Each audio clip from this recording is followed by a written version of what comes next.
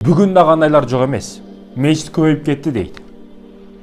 Мешіт көбейіп кетті, мешіт ордаға садик салыш керек, мектеп салыш керек дейді. Қолыңнан келсе салбайсың сен мектеп? Ошол мешіт салып отқандар мектепті дағы салып отады. Садикті дағы салып отады. Урматы мұсылман бертуғаным, бирөөгө жакшылык кыла албасаң, жок дегенде зыяныңды бербегин. Аларды колдогун. Мешіт Аллахтын үйү, урматы мұсылман бертуғаным. Сен жөнөкөй топ сыяктуу кичинекей жер шаарында, болгонунда кичинекей жер шаарынын, кичинекей бир өлкөнүн, кичинекей шаардын, кичинекей бир көчөсүндө, кичинекей бир квартирада же бир кичинекей үйдө жашаган кичинекей бир пендесиң сен.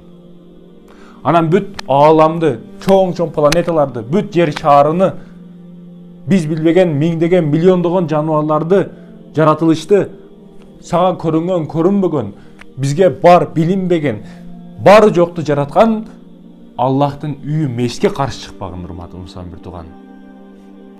Аллахтын үйгө каршы чыкпагын сен. Кудайдан корккун. Бунун натыйжасы жакшы болбойт. Бизде Кудай уруп кетпесин деген нерсе бар. Кудай уруп кетпесин.